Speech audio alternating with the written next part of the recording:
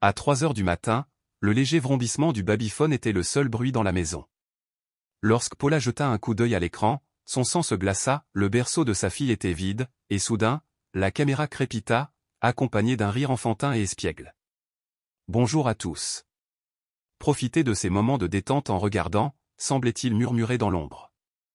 Paula se redressa brusquement dans son lit, le cœur battant la chamade, les cils battant sous l'effet de l'épuisement. Ses cheveux noirs collaient à son front humide en mèches emmêlées après une journée frénétique. L'espace d'un instant, elle se demanda si le sommeil embrumé ne lui jouait pas des tours. Mais lorsque ce rire cristallin et malicieux résonna dans le couloir, plus froid et plus clair qu'avant, elle ne put l'ignorer. Traînant ses pieds nus sur le carrelage brillant, Paula chercha l'interrupteur du couloir à tâtons en rien. L'ampoule refusait obstinément de s'allumer, et le couloir était plongé dans une obscurité noire. Elle déglutit difficilement et se faufila vers la chambre d'Ella, chaque souffle coincé dans sa gorge. Par l'étroite fente de la porte entr'ouverte, une douce veilleuse dessinait de doux halos sur le visage paisible d'Ella. L'enfant restait immobile, sa poitrine se soulevant et s'abaissant régulièrement tandis qu'elle rêvait. Paula murmura « Ella », mais la petite fille resta imperturbable. Le silence étouffé s'installa, jusqu'à ce que ce rire étrangement doux résonne à nouveau au fond de la pièce. Paula resserra son étreinte sur le chambranle. « Qui est là » demanda-t-elle d'une voix tremblante. Seul le souffle du vent à travers la fenêtre lui répondit, moqueur. Lentement, elle s'agenouilla au chevet d'Ella et posa une main fraîche sur le front de sa fille. L'enfant dormait, complètement inconsciente. « C'est juste mon imagination », se dit Paula, le cœur battant encore. Elle recula et ferma la porte d'Ella, espérant apaiser ses nerfs à vif par la distance. Mais dès qu'elle se glissa sous les couvertures, un rire résonna à nouveau dans le silence, puissant et sonore, comme venant des profondeurs de la maison. Paula passa le reste de la nuit à se tourner et à se retourner, serrant ses couvertures jusqu'à ce que la première lumière pâle de l'aube se répande à travers les rideaux et la fasse finalement sombrer dans quelques minutes de sommeil agité. Le matin, elle se retrouva dans la cuisine, les mains tremblantes tandis qu'elle préparait du café. Ella entra en bondissant, les joues roses, les yeux brillants. « Maman, on va encore au parc avec tonton Marcus aujourd'hui » gazouilla-t-elle en sautillant sur la pointe des pieds. Paula esquissa un sourire pâle.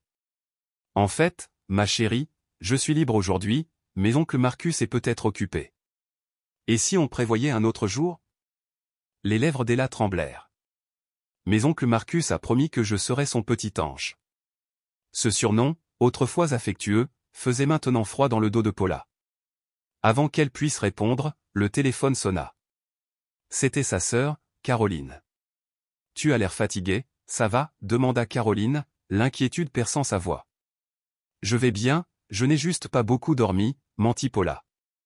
Après une pause, Caroline dit doucement « Marcus a demandé si elle pouvait passer l'après-midi avec lui. Tu sais comme il l'adore. » La gorge de Paula se serra. « En fait, j'aimerais la garder près de moi aujourd'hui. » « D'accord » acquiesça Caroline, même si son ton contenait une note de surprise. Après avoir raccroché, elle a joué mollement avec son petit déjeuner. « Pourquoi tu ne manges pas » demanda Paula. La petite fille déglutit et baissa les yeux. « J'ai fait un rêve la nuit dernière. Quelqu'un se tenait au pied de mon lit. » Paula se figea. « Tu as vu qui » Ella secoua la tête. « Ils m'ont dit de ne rien dire. J'avais tellement peur. » Prenant sa fille dans ses bras, Paula lui murmura d'une voix apaisante, « Tu es en sécurité maintenant. » Ce n'était qu'un cauchemar. Pourtant, le nœud dans son estomac ne fit que se resserrer. Puis la sonnette retentit, pressante et insistante. La tasse de café de Paula s'entrechoqua sur le comptoir. Par le Judas, elle aperçut le sourire familier de Marcus, pourtant différent dans la pénombre du couloir. « Laisse-moi entrer, Paula » cria-t-il joyeusement. « J'ai apporté quelque chose pour mon petit ange. » Une vague de panique la saisit. « Je ne suis pas sûr que ce soit une bonne idée » balbutia-t-elle d'une voix tremblante. Dehors, son ton était ferme mais poli. « Ella m'attend. » Ella jeta un coup d'œil au coin de la rue. « Maman, je ne veux pas voir tonton Marcus maintenant. » Paula la guida doucement vers la cuisine, murmurant avec insistance. Puis, se préparant, elle ouvrit la porte. Marcus se tenait juste derrière le seuil, le coffret cadeau rose pâle à la main. « Elle ne se sent pas bien » dit Paula fermement. « Peut-être une autre fois. » Il haussa les épaules, un sourire étincelant. Tu as l'air fatigué. Laisse-moi la surveiller ce soir, ça te fera du bien. Non, merci. La voix de Paula était désormais plus forte. L'expression de Marcus se durcit. Comme tu veux. Donne ça à Ella. Il tendit la boîte, puis se retourna et s'éloigna sans un mot. Paula ferma la porte à clé en tremblant. Sur la table reposait le paquet pâle, silencieux et menaçant. La petite voix d'Ella s'éleva du couloir, « Il est parti, maman ?» Paula s'agenouilla près de sa fille, repoussant des mèches de cheveux. « Oui, ma chérie. Il est parti. » Les yeux d'Ella s'emplirent d'inquiétude lorsqu'elle jeta un coup d'œil au cadeau. « Je ne veux plus qu'oncle Marcus vienne. Il dit toujours des choses étranges. » Le cœur de Paula se serra. « Qu'a-t-il dit ?» Ella déglutit difficilement, la voix tremblante. « Que je suis son petit ange, et que tu ne comprendras jamais combien je compte pour lui. » À ce moment-là, Paula savait que le sommeil ne serait plus jamais son refuge et que le rire dans la nuit n'était que le début de quelque chose de bien plus dangereux. Le visage de Paula se vida de ses couleurs, son pouce accéléra tandis que des doigts glacés lui serraient les mains. « Il t'a dit ça » murmura-t-elle, la voix tremblante. « Il y a toutes ces années, quand tu n'étais pas à la maison et qu'il était censé me surveiller. » Sa gorge était aussi sèche que le sable du désert. Elle serra plus fort la petite main d'Ella, s'efforçant de parler d'un ton ferme. « N'aie jamais peur, ma chérie. Je te protégerai toujours. » Cette nuit-là, le sommeil refusait de trouver Paula. Elle était allongée dans la faible lueur de sa lampe de chevet, chaque tic-tac de l'horloge amplifiant la peur qui la tenaillait. Sous son calme apparent, son instinct la harcelait, Marcus n'était plus le père de famille inoffensif qu'elle croyait autrefois. Au lever du soleil, elle demanda un service à Michael, son sympathique collègue de l'épicerie. Tandis qu'il perçait les supports des caméras de surveillance, il leva les yeux, l'inquiétude adoucissant son regard. « Paula, tout va bien ?» Elle expira d'un souffle tremblant en se frottant la nuque. « Je ne me sens pas en sécurité, » admit-elle. « Il y a quelque chose qui cloche, mais je n'arrive pas encore à le dire. » La mâchoire de Michael se serra. « Tu sais que tu peux me parler, n'est-ce pas? Je tiens à toi, et à Ella. C'est comme une nièce pour moi. » Paula parvint à hocher la tête avec reconnaissance. « Merci, Michael.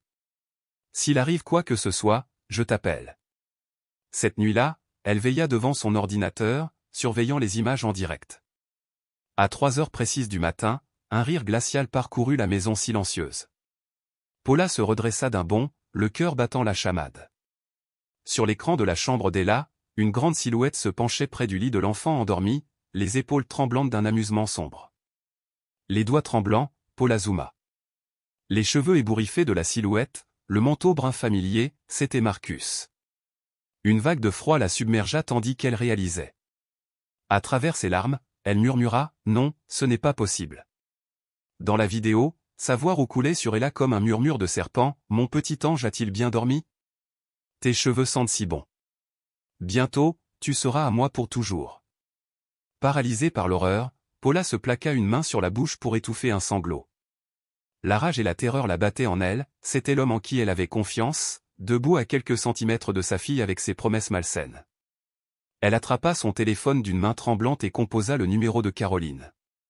Mais lorsque la voix de sa sœur se fit entendre, « Paula? Qu'est-ce qui ne va pas ?» Aucun mot ne put être prononcé. « Paula ?» Des larmes brouillaient sa vision. « Caroline? Marcus. Je l'ai vu dans la chambre d'Ella à 3 heures du matin. Il lui murmurait quelque chose. » Un silence stupéfait. Puis la voix de Caroline, étranglée par la peur, « Tu es sûr? C'était peut-être quelqu'un d'autre ?» La réponse de Paula fut un murmure amer, « J'aurais aimé que ce soit quelqu'un d'autre. Mais c'était lui. C'est un monstre. » Elle se rassit tandis que la pâle lueur de l'écran éclairait son visage. Elle regarda la vidéo 3 fois, la scène grotesque gravée dans sa mémoire. Les mots de Marcus résonnèrent, « Je t'aime. Ton parfum, le mien pour toujours. » D'un geste tremblant, Paula sortit une clé USB de son tiroir et copia les images. Chaque geste était animé d'une détermination glaciale. Elle avait besoin de preuves, la confrontation pouvait attendre qu'elle ait des preuves irréfutables. L'aube arriva, la lumière vacillante. Après avoir déposé Ella à l'école, Paula s'arrêta à la pharmacie. Marie, la gentille pharmacienne, l'examina. « Paula, tu as l'air épuisée, dit-elle d'une voix douce. « Juste de l'insomnie, mentit Paula, le sourire creux. J'ai besoin de quelque chose de fort pour m'aider à dormir. » Marie lança un avertissement discret concernant la dépendance. Paula hocha poliment la tête et empocha les pilules. Elle peaufina les derniers détails de son plan. Elle feindrait un profond sommeil ce soir et ferait à nouveau sortir Marcus de sa torpeur. Ce soir-là, Paula aborda Ella en lui faisant de nouveaux bisous et en l'avertissant à voix basse, « Si tu entends quelque chose d'étrange, crie aussi fort que possible, mais reste au lit, d'accord ?» Les yeux écarquillés d'Ella s'emplirent d'inquiétude.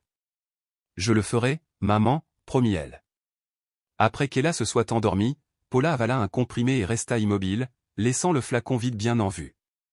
Elle éclaira le couloir avec une veilleuse tamisée et vérifia ses caméras cachées, dans l'ours en peluche d'Ella, sur sa table de chevet et sur le rebord de la fenêtre de sa chambre.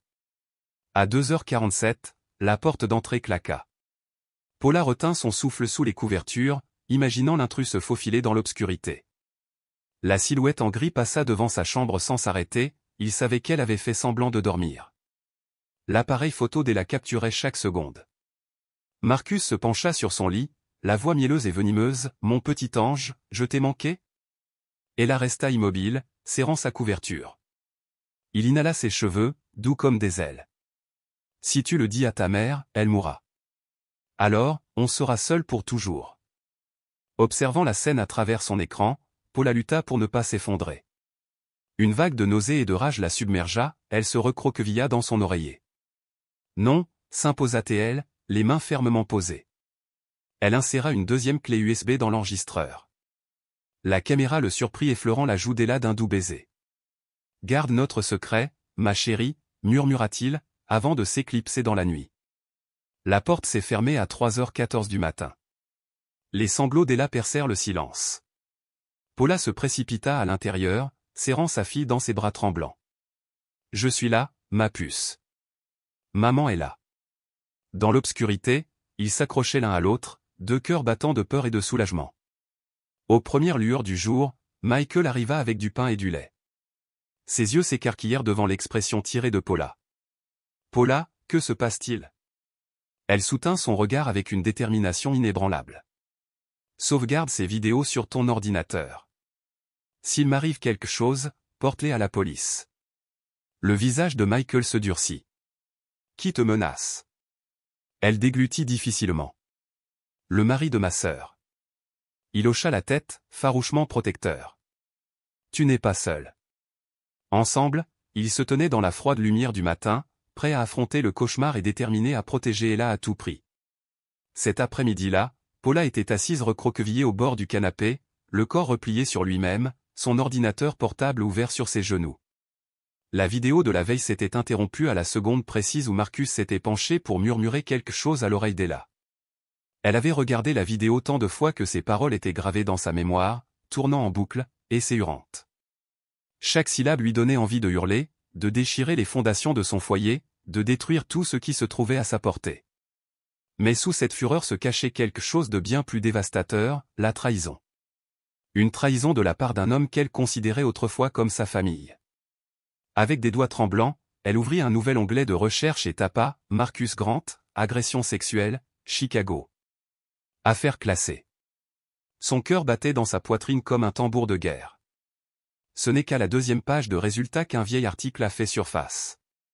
Un professeur d'éducation physique accusé d'agression sexuelle. Les charges sont abandonnées après que la famille a retiré sa plainte. Paula a cliqué sur le titre, son pouce accélérant. Il était là, Marcus, 10 ans plus jeune, posant devant un bâtiment de lycée, un large sourire aux lèvres. Ses yeux ronds, familiers et autrefois bienveillants, la remplissaient désormais de dégoût. L'accusé Marcus G., 46 ans, a été accusé par une élève de 14 ans d'attouchements inappropriés pendant les cours. L'affaire a finalement été classée sans suite après le retrait de la plainte par la famille de la victime. Le tribunal a estimé que les preuves étaient insuffisantes pour engager des poursuites. Preuves insuffisantes ? Paula murmura dans sa barbe, sa voix amère. Pas innocent, mais pas assez pour être condamné. Ses mains tremblaient tandis qu'elle attrapait son téléphone.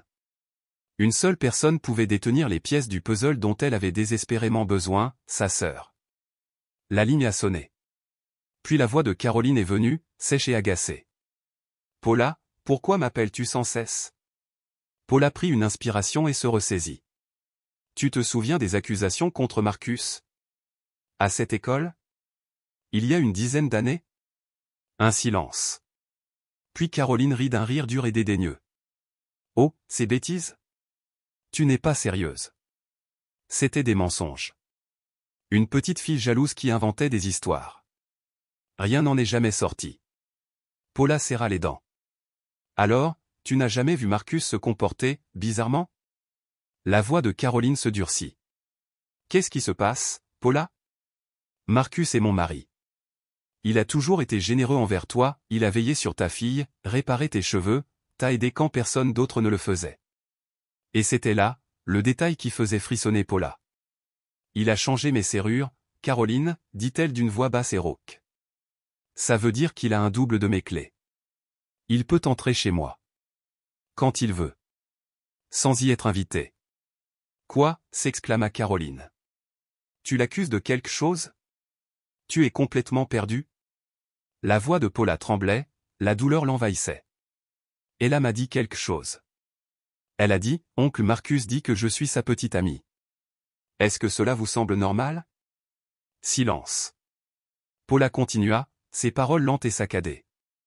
Avant, j'en riais. Je pensais que c'était juste des propos bizarres d'enfant.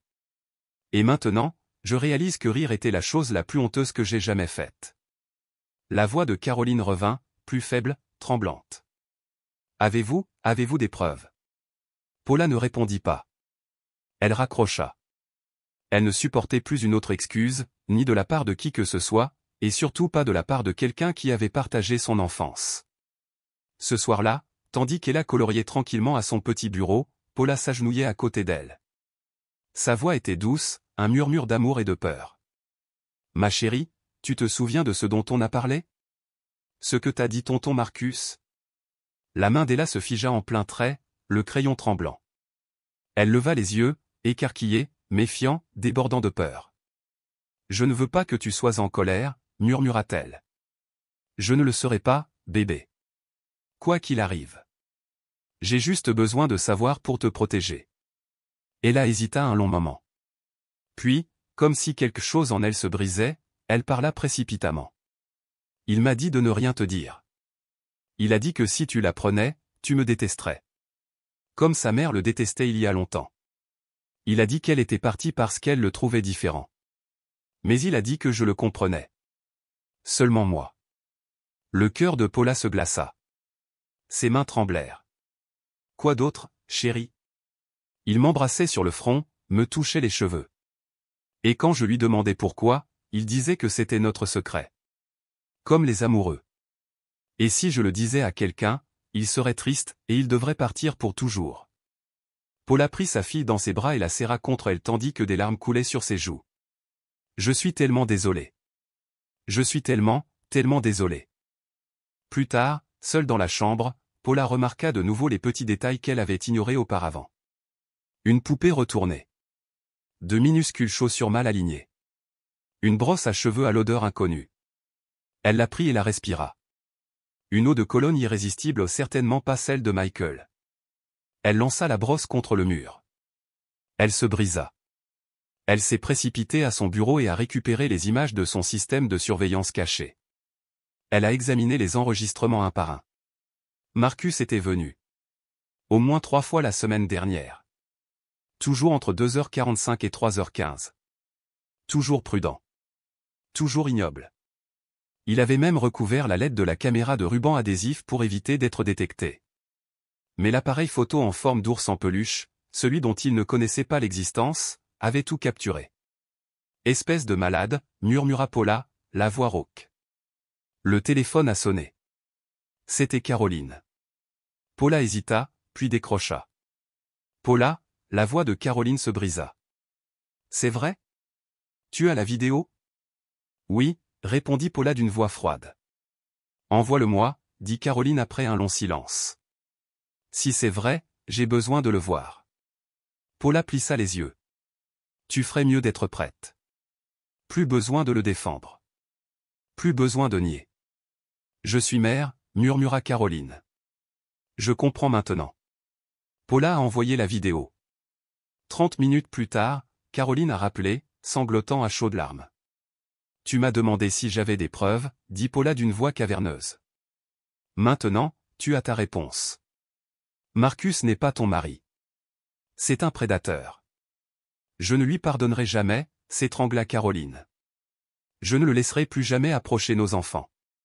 Moi non plus. Paula se rendit dans la chambre d'Ella, prit l'ours et l'ouvrit. À l'intérieur se trouvait la petite caméra cachée. Mais il y avait autre chose, un appareil inconnu. Un petit microphone noir. Un émetteur. Il a écouté, souffla T.L. Elle appela immédiatement Caroline. Sors. Maintenant. Prends les enfants.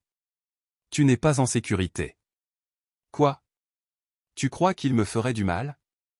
La voix de Paula explosa. Il t'a déjà fait du mal. Il écoute mes appels. De quelle preuve as-tu besoin? Je n'ai pas partagé mon lit avec lui depuis la vidéo, pleura Caroline. J'appelle mon avocat. Je suis désolé de ne pas t'avoir cru. Plus tard dans la journée, alors qu'elle changeait les draps d'Ella, Paula trouva un mot plié sous l'oreiller. Ses mains tremblaient en l'ouvrant. Il était griffonné de l'écriture enfantine d'Ella. Si je le dis, maman va me détester. Mais si je ne le dis pas, maman va mourir.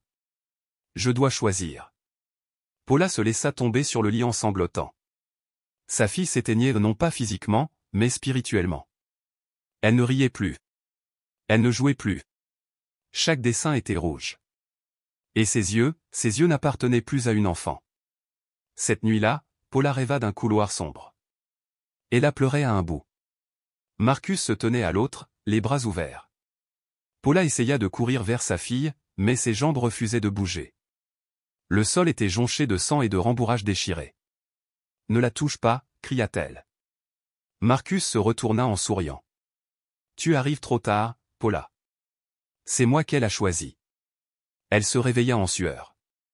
Ella, à côté d'elle, murmura dans son sommeil, tonton. J'ai été sage. S'il te plaît, ne fais pas de mal à maman. C'était tout. Paula s'est précipitée à son bureau et a tout rassemblé, clé USB, notes, images, documents. Puis elle a envoyé un texto à Raymond Turner. Demain matin, j'apporterai tout. Commençons. Avant de se coucher, elle serra Ella contre elle.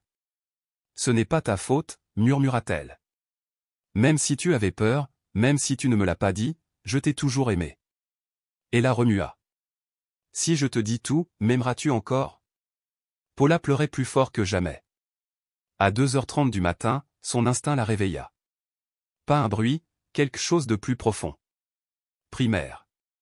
Maternelle. Elle vérifia à côté d'elle. Ella dormait, recroquevillée comme un chaton effrayé. Paula s'est glissée dans son bureau, a ouvert son ordinateur portable et a activé les 3 flux de caméra, ours en peluche, veilleuse, fenêtre. Elle a enregistré. 2h45 du matin. Puis, le léger clic d'une clé dans une serrure. Son sang se glaça. Elle n'a pas appelé la police. Pas encore. Elle avait besoin des images. Elle avait besoin de son visage. À 14h47, Marcus entra, ganté à l'exception d'une main. Il tenait un petit objet, un inhalateur utilisé par les fétichistes des odeurs. « Mon petit ange, es-tu prêt » murmura-t-il. Ella s'agita. « Tu as dit que tu reviendrais. Tu ne me mens jamais. » Il s'assit à côté d'elle, lui caressant les cheveux, inspirant profondément. « Tu te souviens de ce que je t'ai dit? Si tu le dis, ta mère mourra. Je serai obligé de le faire. Et alors, tu seras à moi pour toujours. » Ella gémit, ne fais pas de mal à maman. Je vais bien. Il se pencha et effleura le creux de son cou du creux de ses lèvres, son souffle chaud contre sa peau. Tu es si doué pour garder les secrets, murmura-t-il d'une voix basse et possessive. Ne la laisse pas empoisonner ce que nous avons. Tu as promis que personne ne le saura jamais. Le hochement de tête d'Ella fut à peine perceptible, ses épaules s'affaissant sous le poids de la peur. À cet instant, Paula ne put plus se retenir. Une vague de nausée la submergea et elle se plaqua une main tremblante sur la bouche, pour finalement constater que son propre estomac la trahissait. Elle eut un haut le cœur sur le tapis moelleux, les larmes lui brouillant la vue, mais à aucun moment elle ne mit en pause le petit enregistreur qu'elle tenait dans son autre main. Sa main glissa dans sa poche, en sortant un gage de leur amour, tordu, une fragile bague en plastique rose, dont le cœur central était ébréché et synthétique. « C'est notre bague de fiançailles, dit-il en la glissant au doigt tremblant d'Ella. Toi et moi, pour toujours. Ne laisse personne s'immiscer entre nous. » Le murmure d'Ella était fragile. Oncle Marcus. J'ai tellement peur. Sa paume se leva pour couvrir ses lèvres, les pressant avec une fausse douceur. Chut, la rassura Théil. Je te protégerai toujours. Ce fut le signal pour Paula. Elle bondit sur ses pieds, les yeux écarquillés, tandis que des larmes creusaient des sillons sur ses joues. D'un geste frénétique, elle ouvrit la porte de la chambre en grand. Il est là, appelez la police, cria-t-elle. En bas, Michael, qui montait la garde comme prévu, monta les marches deux par deux. Marcus se raidit, son regard se porta vers la fenêtre, mais le loquet de sécurité était bien verrouillé où Paula s'en était assurée la veille. Michael le serra dans un étau et le plaqua au sol. À l'intérieur, Paula prit Ella dans ses bras tandis que l'enfant sanglotait, le corps torturé par la terreur. Espèce de monstre tordu et malade, rugit Michael en grimpant sur la poitrine de Marcus. Tu es un animal. Marcus se tordit sous lui, mais rit d'un rire froid et sans joie. Tu ne comprends pas, halta Théil entre deux rires maniaques. C'est ça l'amour. L'amour que je n'ai jamais eu le droit d'avoir. Paula s'avança à grands pas, la fureur au regard, et le frappa violemment au visage. N'ose pas appeler ça de l'amour, cracha Théil. Pas avec ma fille dans ta bouche. En moins de 10 minutes, les feux bleus et rouges des voitures de police baignèrent la maison d'une lumière crue.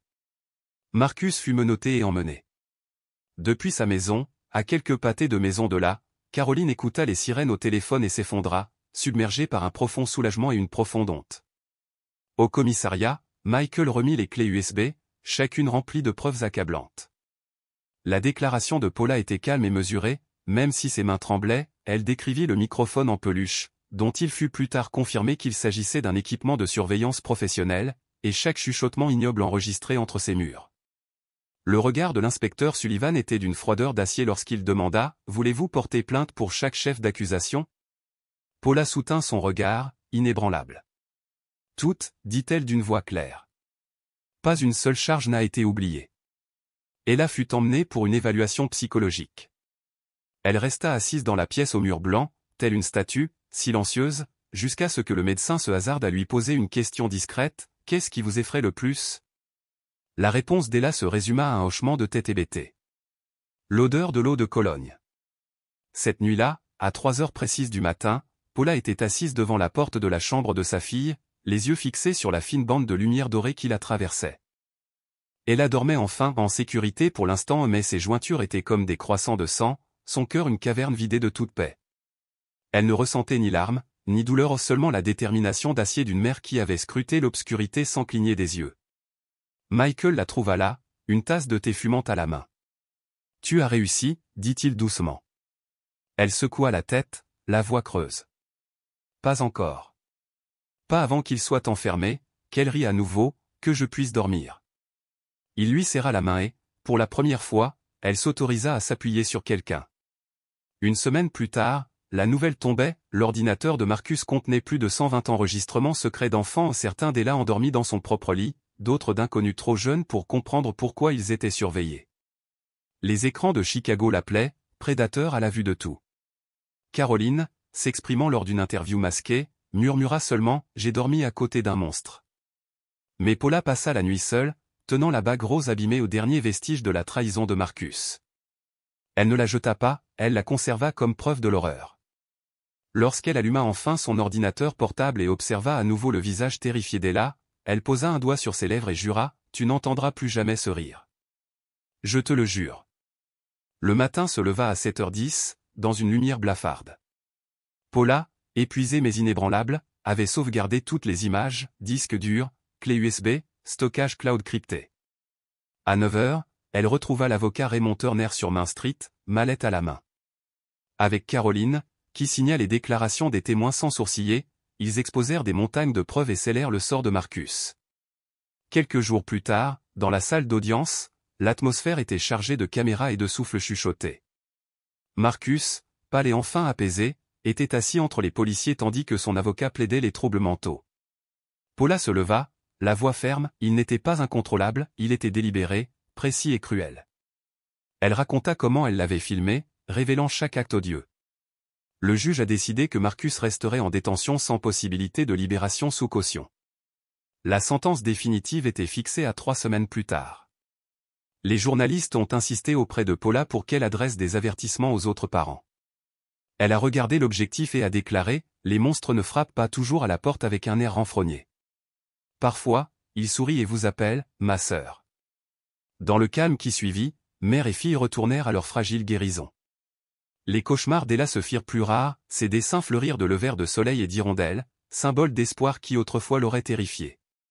Sous les soins du docteur Teresa, elle commença à se défaire de la culpabilité que Marcus avait tissée en elle.